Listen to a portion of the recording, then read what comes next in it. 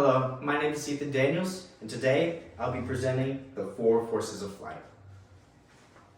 Today, my audience is Luke, Evan, Kelly, Teresa, and Brady.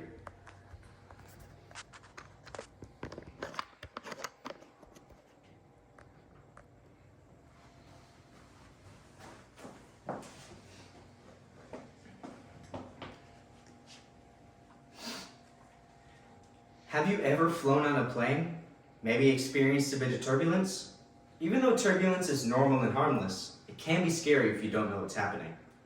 There are forces that navigate the plane through that turbulence. Those 4 forces of flight are lift, thrust, weight, and drag. A plane cannot fly without all 4 forces. They all work together to get the plane off of the ground, keep it in the air, and land it safely. In his book titled The Advanced Pilot's Flight Manual, pilot and flight instructor William Kirshner sums up these forces by stating, "The actions of the airplane are affected by the balance or imbalance of these forces." A large part of my current experience learning to fly a plane is understanding how the plane itself works. Lift and thrust rely on the wing design, while weight and drag are based on what is on board the plane. I will break down all 4 of the forces of flight, as well as how they rely on each other for a plane to fly. Let's begin with lift. What is it? Lift is an upward acting force that needs relative wind to keep the plane in the air. There are 2 different theories of lift. Newton's third law described the air flowing downward off the leading edge of the wing, causing an opposite reaction to push the plane up, which is now labeled outdated. The Bernoulli's principle says that there's air pressure on both the top and bottom of the wing, which has been scientifically proven. The high pressure on the bottom wants to join the low pressure above, and that creates the lift. So how does lift work? The wings create lift to allow the plane to move through the sky. Wings have a shape called airfoil. The shape deflects the air to go under the wings. The shape causes that air pressure under the wings to be greater than the air pressure above the wings. The airfoil shape allows the deflection and air pressure to push against the weight to stay in the air. While lift brings the plane upward, can't work without proper airflow, thrust does that important job. Now, what is thrust? It is the forward acting force that opposes drag to propel the plane forward. There are 3 types of engines that create thrust. A propeller engine uses pistons to suck wind from the front of the plane and spit it out of the back. The jet engine uses fuel and combustion to generate wind.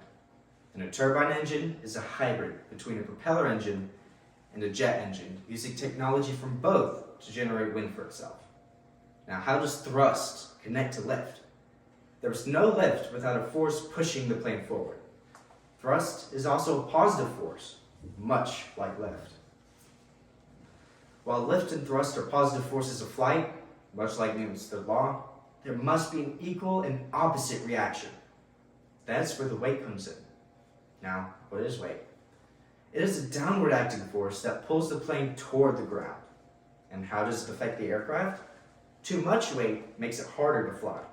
Weight is also constantly changing during flight due to fuel consumption.